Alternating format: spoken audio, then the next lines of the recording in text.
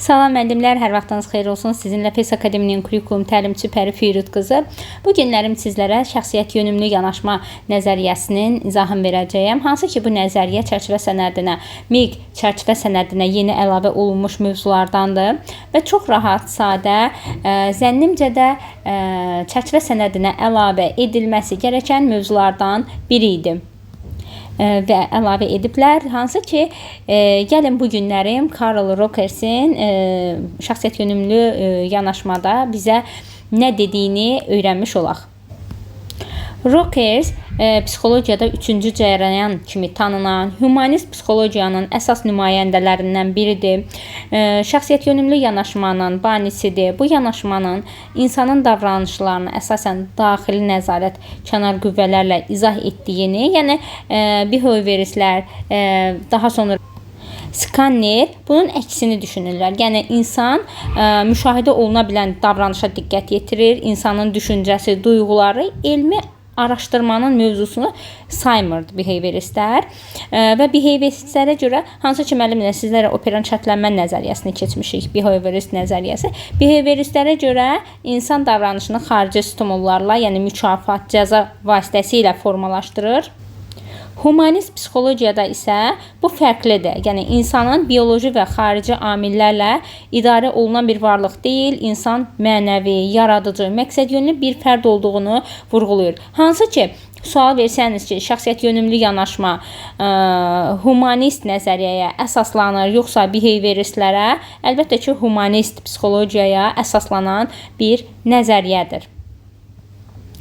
Daha sonra müəllimlər, baxaq, Rockers fərdləri kompleks və bütöv bir varlıq kimi anlamağın vacib olduğunu vurğulamışdır. Yəni insanın şəxsi təcrübələrinə, emosional vəziyyəti, inkişaf potensialına diqqət yetirməsi lazım olduğunu bildirir. Hesab edir ki, hər bir insanın daxilində inkişaf etmək, mənalı həyat qurmaq, potensialını reallaşdırmaq təbii bir meyil mövcuddur. Yəni müəllimlər, baxın, ətrafımızda bəzən elə insan olur ki, biz deyirik bacarıqsızdır. Yəni bacarıqsız insan olmur. Hər bir insanın daxilində bir bacarıq var, bir əzm var, amma onu üzə çıxartmaq lazımdır da. Biz hansısa bir şagirdə tənbəldir və yaxud bacarıqsızdır deməyimiz doğru deyildir. Çünki o insanın, ümumiyyətlə insanın yaradılışı elədir ki, hər bir insan cəhd eləsə, nəyəsə sahib ola bilər də həyat.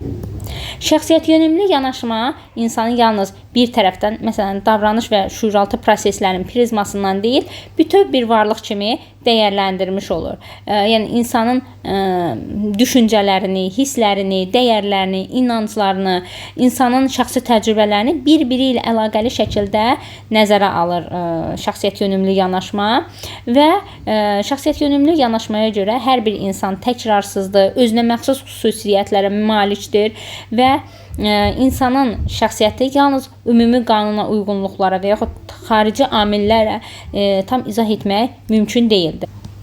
Hər bir insanın iradəsi var. İnsanlar öz potensialını reallaşdırmaq üçün, özünü gerçəkləşdirmək üçün təbii şəkildə motivasiyalıdırlar.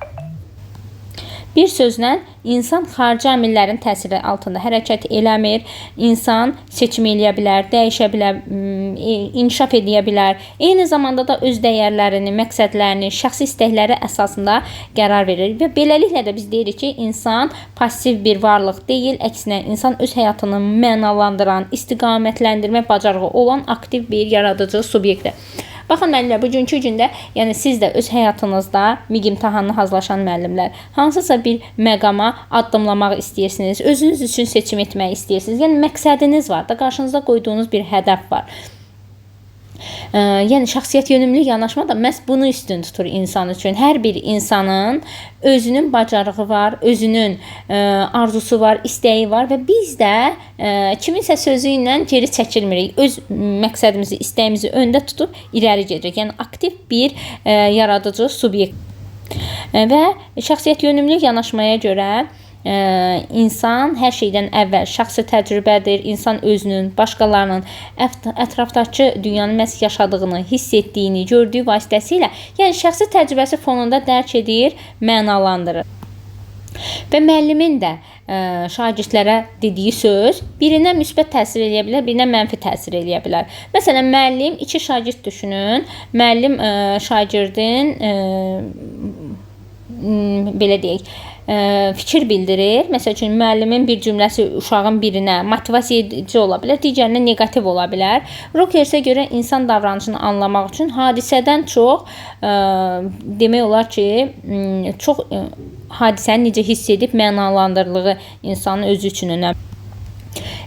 Eyni zamanda da müəllimlər deyə bilərik ki, şəxsiyyət yönümlü yanaşmanın digər bir xüsusiyyət inkişafı üçün mühitin müəyyən edici rol oynamasıdır. Əgər insanı əhatə edən, mühitdə qəbul edən hörmət, səmimiyyət, azadlıq varsa, insan öz daxili imkanlarını rahat ifadə edir. Yəni, mən bir şeyi istəyirəmsə, onu rahat şəkildə qarşı tərəfə ötürə bilirəm. Məni tənqid edən yoxdur, mənə şərtli sevgi qoyulmur və bizə də məhz bu lazımdır. Məni qorxmuram, mən rahat bir fikrimi ifadə edirəm, məni mühakimə edən yoxdursa, rahat şəkildə bir şəxsiyyət olaraq fikirlərimi səsləndirə biləcəm. Rokersin baxışlarına görə təhsilin məqsədi şagirdlərə yalnız akademik nəticələr əldə etmək deyil, eyni zamanda bir şəxsiyyət yetişdirməkdir. Müəllim də təbii ki, təkcə şagirdlərə bilik ötürmür. Müəllim şagirdin öyrənməsini asanlaşdıran, dəstəkləyən, bir növ fasilitator olan, yəni müəllim istiqamət verir, müəllim şagirdlərə belə deyim, yol göstərən şəxs olmalıdır. Və Rokersin şəxsiyyət yönümlü yanaşmasında insan şəxsiyyətini mərkəzə qoyur, öyrənmə prosesində 3 əsas prinsip önə çıxmış olur. Şərtsiz müsbət münasibətdir, ikinci empatiyadır, üçüncü isə konqruentlikdir. Yəni biz buna dürüstlük də deyə bilərik. Gəlin ilk olaraq şərtsiz müsbət münasibətdən danışaq müəllimlər. Nə deməkdir şərtsiz müsbət münasibət? Burada şagirdin şəxsiyyətinə, hisslərinə mühakimə etmirik. Yəni qarşılıq gözləmirik də. Şərt qoymadan hörmət göstəririk, sevgi veririk uşağa. Şagirdin hisslərini, fikirlərini, davranışı nə olur olsun, biz onu insan kimi, yəni insan olaraq dəyərli varlıq kimi görürük və şərt qoymadan sevgi veririk. Qəbul olunmaq üçün şərt yoxdursa, şagird səhv etdiyində belə dəyərli olduğunu hiss edir. Və şərtsiz müsbət münasibət insanın kimliyindən, davranışından, nəticəsindən asılı olmayaraq olduğu kimi qəbul edilməsidir. Yəni bir sözlə dəyərli sayılmasıdır. Bir növ belə deyək də müəllimlər, bizim sinifdə düşünün ki, bir əlaçı şagirdimiz var, bir də pis oxuyan şagirdimiz var da, zəif oxuyan şagirdimiz var.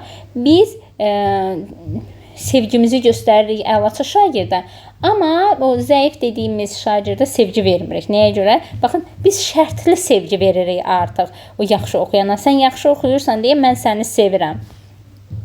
Sən oxumursan deyə mənim sənə sevgim yoxdur. Artıq burada şərt qoyuruq. Yəni uşaq oxusa belə, oxumasa belə, düzdür, hər bir şagird oxumalıdır, amma yenə də biz ona sevgi veririksə, o qarşılığında nə isə gözləməli deyilik. Hər bir fərd yalnız müəyyən nailiyyətlərinə görə deyil, bir insan kimi hörmət, anlayışa layiqdir.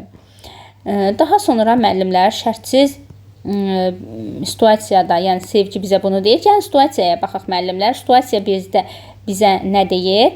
Şagirdlərdən biri testdə gözlədiyindən aşağı bal alır. Müəllim, sən niyə belə zəif nəticə göstərdin? Demək əvəzinə belə yanaşır. Bu sadəcə bir nəticədir, sənin dəyərini göstərmir. Gəl birlikdə çətinlik çəkdiyin məqamın harda olduğunu tapaq. Yəni bu münasibət şagirdin özünü təhlükəsiz hiss etməsi, nəticəyə görə deyil, bir insan kimi qəbul olunduğunu anlamasına kömək edir. İndi isə keçid edək empatiyadan danışaq. Empatiyanı siz artıq nə olduğunu bilirsiniz. Bunu dərslərimizdə dəfələrlə öyrənmişik. Empatiya özümüzü başqasının yerinə qoymamız, yəni qarşıdakı şagirdi yalnız intellektual deyil, emosional olaraq anlamağa çalışmamız, dünyanı onun gözü ilə görməyə çalışmamızdır. Bir sözlə başqasının dünyasını onun gözü ilə görmək, onun hissləri, onun yaşadığı öz daxilini olduğu kimi anlamağa çalışmaq, anladığını ona canlı şəkildə əks etdirmək üçün mühakimə etməmirik, düzəltməyə tələsmirik, gerçək səmimi qalmaq empatiyadır. Situasiya 1-ə baxaq nə deyir? Şagird deyir, mən bunu başa düşmürəm, çox çətindir.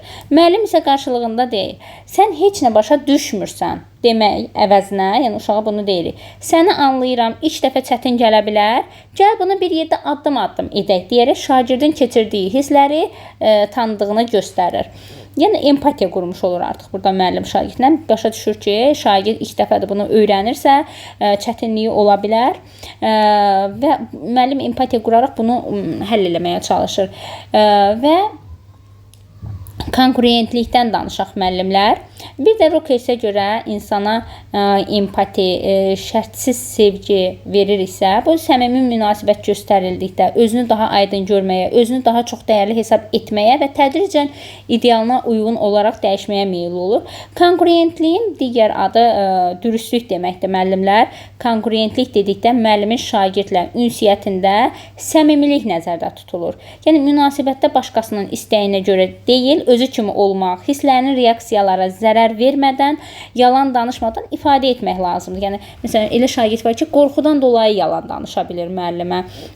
Qorxudan dolayı səmimi olmur. Amma konkurentlik də məhz bizə bunu çatdırır ki, uşaqla səmimi münasibət qurmalıyıq. Yəni müəllim münasibətdə saxta formal davranmır, özünü olduğu kimi göstərir, mənfi emosiyaları açıq şəkildə, yəni ifadəsi demək deyil, müəllim şagirdin incitmədən, peşəkar şəkildə, hörmətli şəkildə idarə edir. Yəni situasiya 1-ə baxaq müəllimlər. Situasiya 1-də bizə nə təqdim olunub? Şagird dərsdə sinif yoldaşına qarşı çobud davranır. Müəllim iki cür situasiya təqdim olunub bizə. Hansı ki bu incongruent, yəni incongruent dürüst olmayan saxta məlumatdır. Müəllim daxilən əsəbləşir, amma daxilən əsəbləşməyimizə rəğmən gülümsəyib keçirik. Sinifdə kənardan şagirdə qarşı aqressiya hiss olunur və onu gizlincə cəzalandırırıq.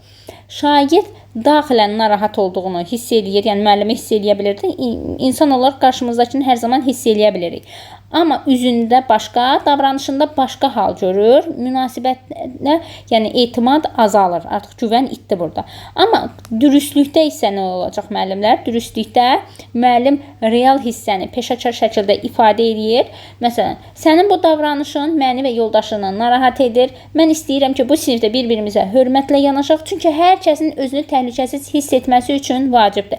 Yəni baxın, burada müəllim hisslərini gizlətmədi. Şagirdə açıqladı, öz mövqeyini bildirdi və bu da dürüstlükdür. Yəni müəllim konkurent müəllim etdiyi arasında böyük ziddiyyət yaratmır. Uşaqlara hörmətli olaq deyə bilər. Qaydaları tətbiq edərkən bu mənim üçün də keçərlidir mesajını verə bilər. Şagirdlər onun səmimiyyətinə, dürüstlüyünə güvənirlər, inanırlar və demək olar ki, güvən də məhz hörmətə söykənir. Şagirdin müqavimətini azaldır, açıq dialoq, əməkdaşlığa şərait yaratmış olur. Öyrənmə prosesinin necə qurulmasından asılı olmayaraq, əgər müəllim sinifdə empatiya, şərtsiz hörmət, konkurent yaradırsa, o sağlam, özünə inanan, öz potensialını reallaşdırmağa cəsarəti olan insan formalaşdırmış olur və Rokesin şəxsiyyət yönümlü yanaşması psixologiyada, təhsildə insanı mərkəzə alan, empatiya, hörmət, səmimiyyət prinsiplərinə əsaslanan bir humanist nəzəriyyədir deyə bilərik müəllimlər. Hansı ki, sizə PDF-i də yollamışam. Burada nümunələr də var, şəxsiyyət yönümlü yanaşmaya aid olan nümunələr də var və bunlara oxuya bilərsiniz özünüz üçün. Mövzumuz bu qədər müəllimlər, rahat bir mövzudur və yenə də təkrar edirəm ki, lazımlı çərçivə sənədinə əlavə olunması gözəl nəzəriyyələrdən biridir. Sağ olun, salamat qalın.